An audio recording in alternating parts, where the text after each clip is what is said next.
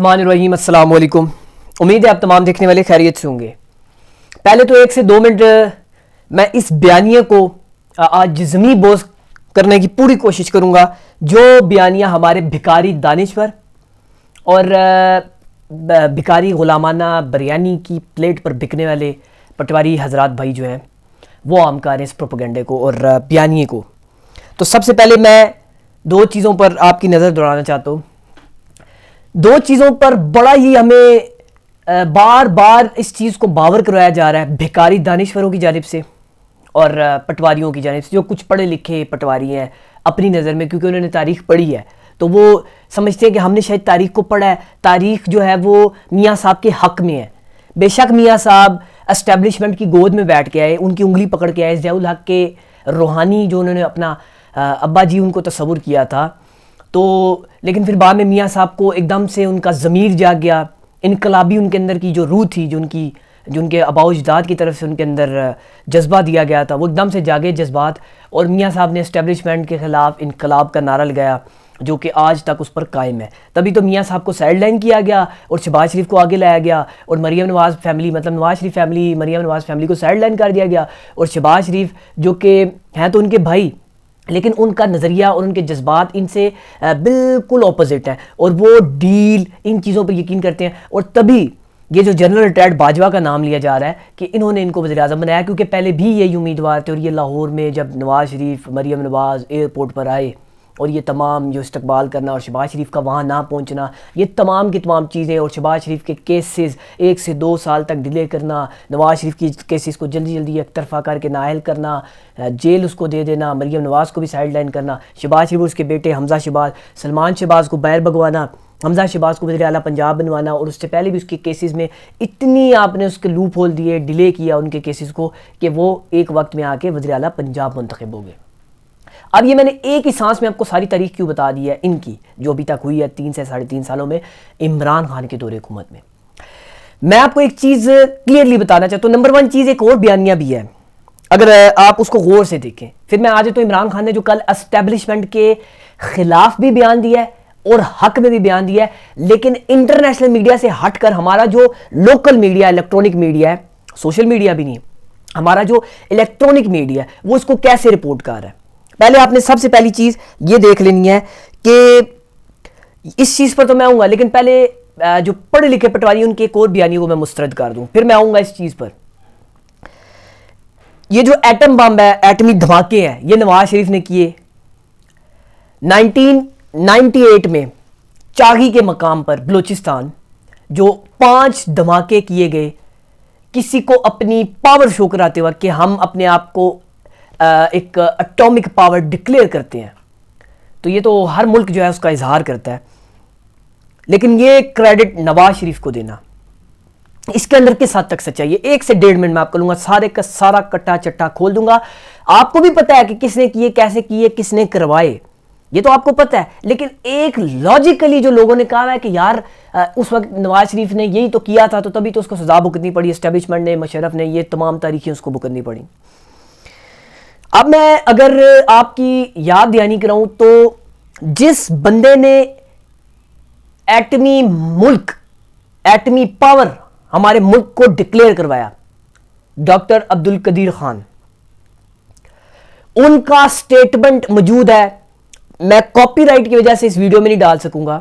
انہوں نے سٹیٹمنٹ دیا, ان کے ساتھ جو بھی ہوئی ہے, ان کی تاریخ میں ان کے ساتھ جو زیادتیاں ہوئی ہیں, ہم اس پر بات نہیں کر سکتے. ہم شرمندہ ہیں, ہم سر جھکا کر آج بھی مطلب ہم کچھ بھی نہیں کہہ سکتے. نو ورڈز نو کمنٹس. میں اس پر ہلکی سی بھی یہ بات نہیں کروں گا کہ قدیر خان صاحب یہ تھے وہ تھے, وہ ہیرو تھے, وہ ہمیشہ ہیرو رہیں گے پاکستان کی تاریخ میں. ان کو ہم کبھی بھی ان چیزوں سے کمپیئر نہیں کر سکتے سیاسی حالات کے مطابق کہ جو سیاسی تاریخ میں ہماری بلنڈرز, ہماری اسٹیبلشمنٹ اور ہماری سویلینز جو لیڈرشپ ہے ان سے ہوئی. لیکن میں ان کا سٹیٹمنٹ جو یوٹیوب پر موجود ہے, کاپی رائٹ کی وجہ سے نہیں لگا پاؤں گا, آپ وہ سٹیٹمنٹ سنیے. ان صاحب نے, ہمارے ہیرو نے فرمایا کہ نواز شریف کی ذہنی سیاسی کیپیبلٹی ہی نہیں ہے کہ وہ ایک پٹاخہ بھی پھوڑ سکے. یہ باقاعدہ سٹیٹمنٹ موجود ہے ڈاکٹر عبدالقدیر خان کا. تو جن صاحب نے ہمارے ملک کو atom power atomic power declare کروایا, جنہوں نے آپ کو پتہ ان کی تاریخ بھری پڑی ہے, انہوں نے کیا کیا اور کس قدر انہوں نے مشکل حالات فیس کیے, لیکن بدقسمتی سے ہم نے ان کا کوئی اجر نہیں دیا. اللہ پاک اجر دینے والا ہے اور انشاءاللہ اللہ پاک انہیں اجر دے گا. لیکن ان صاحب نے جب یہ کہا تو اس کے بعد سے لے کر آج تک نواز شریف کے جو قریبی ساتھی ہیں انہوں نے نواز شریف کو ہیرو اس بیس پر نہیں قرار دیا, کیونکہ انہیں پتا تھا اگر ہم نواز شریف کو ہیرو کہیں گے تو یہ بالکل ڈاکٹر عبدالقدیر خان نے جو سٹیٹمنٹ دیا ہے تو ہم ڈاکٹر عبدالقدیر خان سے ٹکر لے رہے ہیں, تو قوم ہمارے اور سخت خلاف ہو جائے گی کہ جب ڈاکٹر عبدالقدیر خان جنہوں نے ہمارے ملک کو ایٹمی پاور ڈکلیئر کروایا وہ نواز شریف کو یہ کمپلیمنٹس دے رہے ہیں اپنے طور پر, تو ہم ان کے خلاف کیسے جا سکتے ہیں.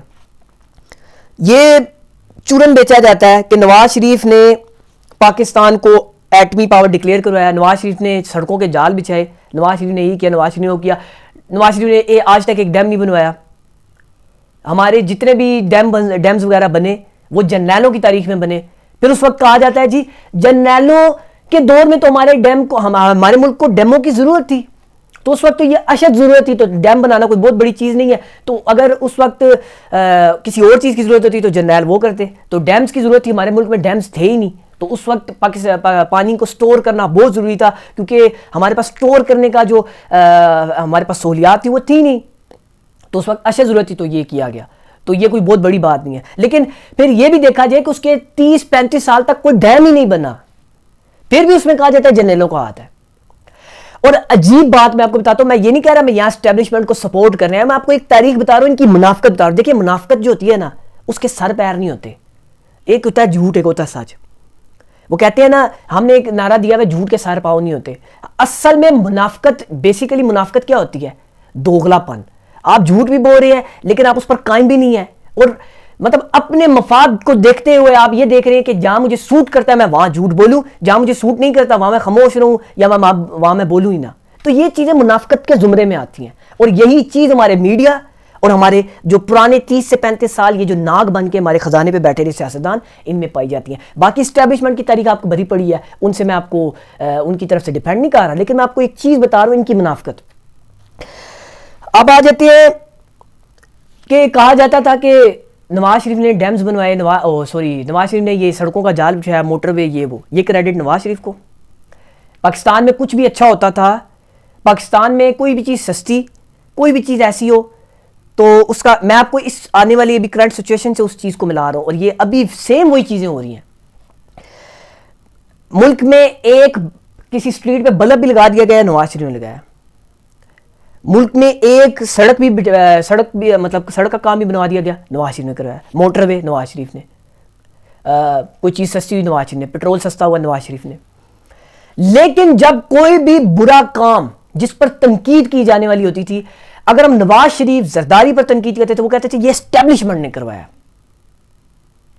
ہے نا عجیب بات, مطلب ہمارے برین کو اسی دن سے واش کرنا شروع کر دیا تھا کہ ہمارے ملک میں یہ نعرہ دیا جاتا تھا کہ جو بھی اچھا کام ہوگا وہ سیاستدان کروائے گا, جو بھی برا کام ہوگا وہ اسٹیبلشمنٹ کروائے گی.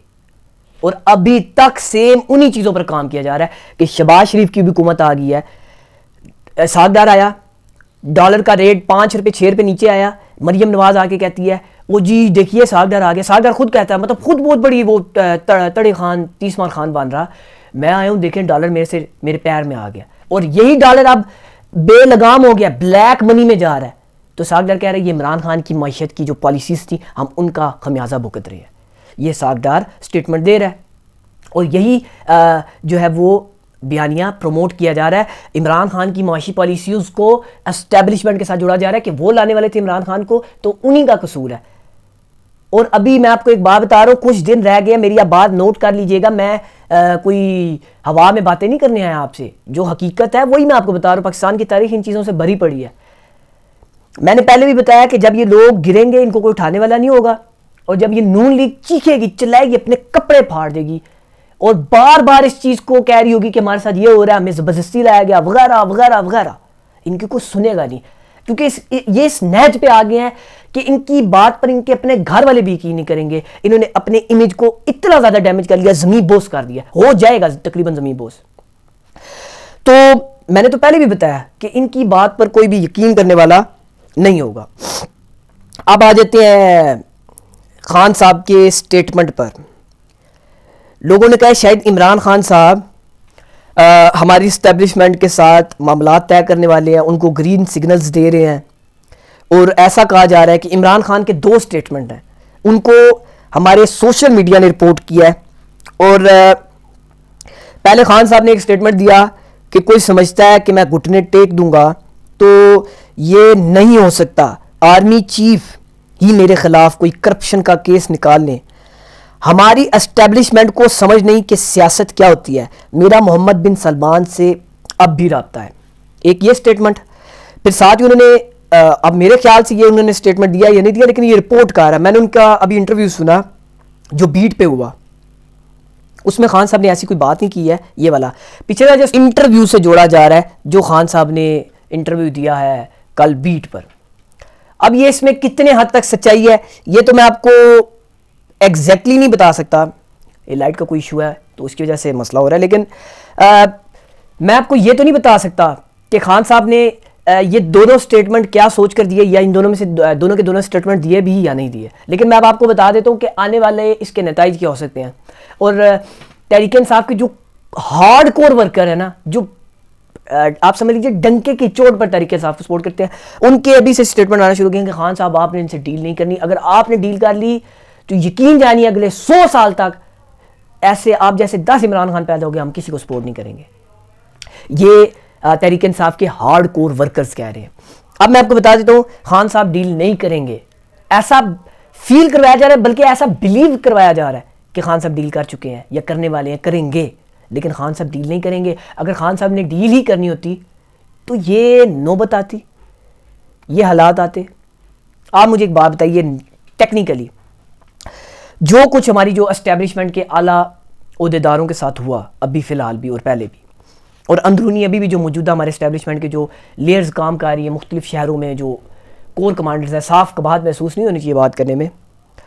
کیا خان صاحب اقتدار میں آتے ہیں تو خان صاحب ان کو ایکسیپٹ ہوں گے؟ جو ان کی توہین ہوئی ان کے مطابق, کیا وہ خان صاحب سے بدلہ نہیں لیں گے؟ بے شک خان صاحب پاور میں ہو, لیکن کیا وہ یہ چیز ایکسیپٹ کر لیں گے اور اس کے باوجود وہ خود بھی ڈیل کریں گے؟ یا خان صاحب کے ساتھ جو کچھ ہوا, جو خان صاحب نے پچھلے 7-8 مہینوں سے فیس کیا خود اپنی پارٹی, اپنے کارکنوں کے ساتھ جو ان کے کچھ ہوا, خان صاحب کیا اس کے بدلے ڈیل کریں گے؟ ٹیکنیکلی میں آپ سے بات کر رہا ہوں نا, یہ ہوا میں بات نہیں کر رہا. آپ پاکستان کی تاریخ بھی دیکھیے, ان چیزوں سے بھری پڑی ہے کہ بہت کچھ ہوا لیکن آخر میں آ کے ڈیلز ہی ہوتی نہیں ہیں. وہ ایک پاکستان میں نا ایک چیز کا ٹرینڈ بنا دیا گیا ہے کہ قتل ہو جائے, 4 ہو جائیں, 10 ہو جائے, آخر میں آگے صلح ہوتی ہے. تو اس سے پہلے ہی نہ صلح کر لی جائے. تو یہ بیانیہ پروموٹ کیا جا رہا ہے, یہ مسلم لیگ نون کا سوشل میڈیا سیل, میجر عادل راجہ, ان پر بھی بات ہو رہی ہے کہ یہ بھی کسی ایجنسی کے ایجنٹ ہیں. اور مسلم لیگ نون کے جو سوشل میڈیا کے ورکرز ہیں وہ اس چیز کو, اس بیانیوں کو پروموٹ کریں کہ خان صاحب آپ گھٹنے کے بل گر چکے ہیں اسٹیبلشمنٹ کے سامنے اور وغیرہ وغیرہ, اور اب مریم نواز یہ بیانیہ اپنائیں گی. لیکن دیکھتے ہیں کہ یہ کب تک اپنائیں گی. اب میں آپ کو بتا دیتا ہوں کہ 1 سے 1.5 مہینے میں نے آپ کو پہلے بتایا 9 اپریل آئے گا, 9 اپریل الیکشن والا آیا, لیکن پھر چینج ہوگی تاریخ. اب میں آپ کو پھر سے بتا رہا ہوں 9 اپریل آئے گا, میں بھی شہباز شریف پر اعتماد کا ووٹ لینے کا ان کو کہا جائے. لیکن آئین کی میں نے شک پڑھی ہے, اس کی تفسیر وغیرہ پڑھی ہے, میں نے مختلف تجزیہ نگاروں سے سنا بھی ہے, ان کا انٹرویو جو ہے ان کے دیکھے ہیں. وہ کہتے ہیں کہ آئین کہتا ہے کہ جو آئین کی شکیں ہیں آپ کو ان دنوں میں اپلائی کرنا لازمی ہے, ورنہ آپ آئین کے آپ آئین سے اگر انحراف کریں گے تو آپ آئین آرٹیکل آپ کے اوپر آرٹیکل 6 لگ جاتا ہے. لیکن اگر صدر مملکت شہباز شریف کو اعتماد کا ووٹ لینے کا کہتے ہیں تو شہباز شریف کے اوپر یہ لازمی نہیں ہوگا کہ وہ اعتماد کا ووٹ لیں. لیکن آئین کی ایک شک یہ بھی کہتی ہے کہ وزیر اعظم پر اگر کسی زمرے میں بھی ایوان عدم اعتماد کا اظہار کرے, چاہے وہ ان کی اپنی پاور ہے یا پھر مخالف سمت میں پاور ہے, یعنی اپوزیشن اگر عدم اعتماد لاتی ہے تو وہ بھی, اور ظاہر سی بات ہے یا وہ بھی, یا پھر صدر مملکت اگر اعتماد کا ووٹ لینے کا کہتے ہیں اور یہ بات بیچ میں آ جاتی ہے کہ شہباز شریف کے اپنے اراکین اسمبلی جو ان کے ایم این ایز ہیں وہ شہباز شریف پر عدم اعتماد ظاہر کرنا چاہتے ہیں, تو آئین پھر یہ کہے گا وزیر اعظم کو کہ آپ اپنی پاور شو کریں ایوان کی. آئین کی کچھ آرٹیکلز شکیں ایسی کہتی ہیں کہ وزیر اعظم اپنی اکثریت کھو چکے ہیں, اپنا اعتماد کھو چکے ہیں, تو وہ اپنے اعتماد کو بحال کرنے کے لیے اعتماد کا ووٹ لیں, اور یہاں آ کر شہباز شریف پھنس جائیں گے. لیکن میں اب آپ کو ایک بات بتا رہا ہوں, یہ زیادہ دیر تک نہیں چل سکتا ہے. عمران خان صاحب IMF کے پیکج کا ویٹ کر رہے ہیں, اس کے بعد آپ کو بہت سی چیزیں تبدیل ہوتی نظر آئیں گی. ہوائی کلامی باتیں نہیں, بہت سی چیزیں آپ کو یقیناً تبدیل ہوتی نظر آئیں گی, اور آپ بھی دیکھیں گے. 9 اپریل دوبارہ آئے گا, آپ دیکھیں گے انشاءاللہ. اپنا خیال رکھیے گا, اس چینل کا بھی اللہ نگہبان.